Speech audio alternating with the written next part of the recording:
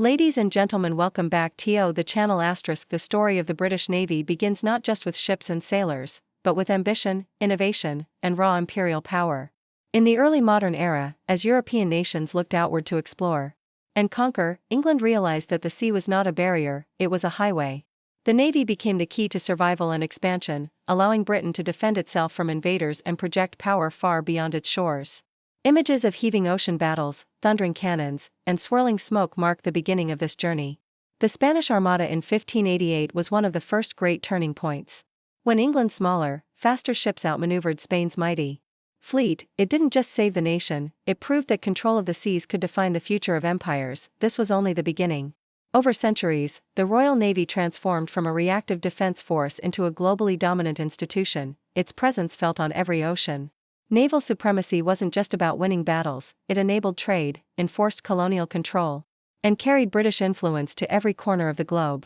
At Trafalgar in 1805, Admiral Nelson's strategic brilliance shattered the combined French and Spanish fleets, ensuring that Napoleon could never invade Britain. That victory made clear, as long as the Royal Navy ruled the seas, the British Isles would remain untouchable. The Navy's role wasn't confined to traditional wars.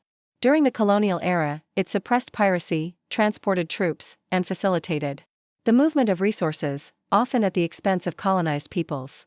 It became the engine of the British Empire, enforcing its will and maintaining order from the Caribbean to the Indian Ocean. Even in the face of changing technology, the Navy adapted.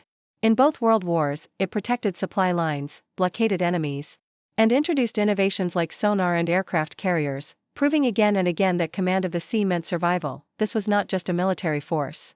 It was a symbol of strength, of ambition, and of Britain's claim to be the greatest empire on earth. The history of the British Navy is the history of how Britain built, defended, and eventually outgrew its empire. It is a saga of battles, strategy, and transformation, and it all began with the belief that the sea could be conquered. The roots of the British Navy stretch back to a time before England was a united kingdom, to an era of Viking raids, local kings, and fragile coastal settlements. In those early centuries, naval power was less about great fleets and more about survival. England's earliest ships were modest, built to fend off Norse invaders and protect merchant routes along the Channel.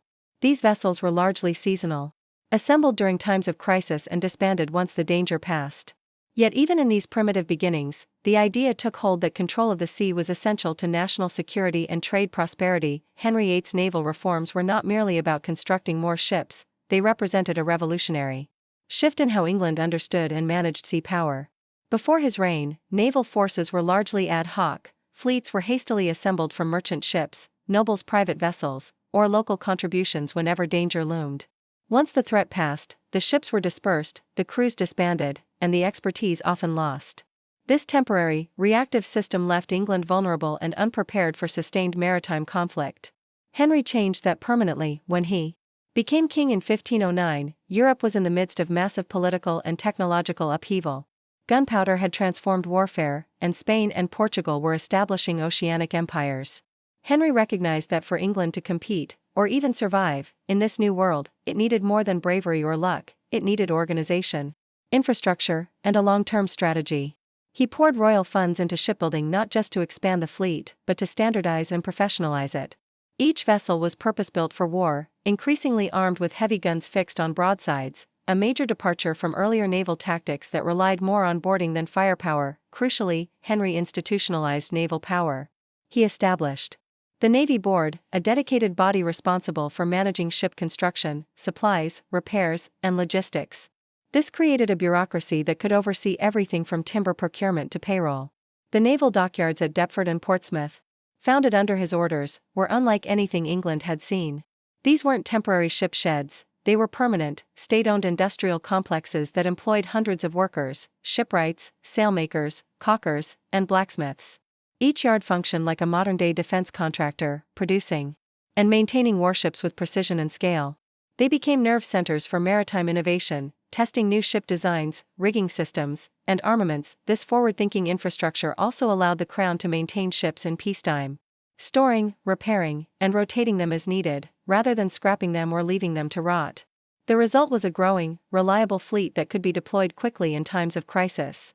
Henry's efforts meant England no longer had to start from scratch each time war broke out. Instead, it had a standing naval force, trained, equipped, And ready.by the time of Henry's death in 1547, the English navy had transformed from a loose collection of vessels into a permanent institution. He had not only built a fleet, but established the logistical and administrative foundation that would support centuries of maritime dominance. This vision, of a centralized, professional navy anchored by dockyards and governed by a bureaucracy, became the model for all future naval powers.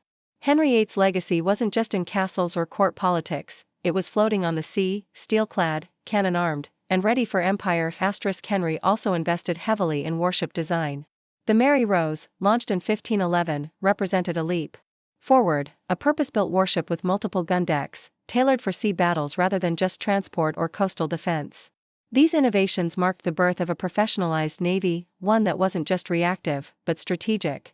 For the first time, England had the infrastructure, the resources, and the vision to project naval power beyond its own shores. What had once been a scattered force of necessity was becoming a central pillar of national identity and international ambition. The Tudor period didn't just lay the foundations for the Royal Navy, it lit the spark that would one day ignite an empire.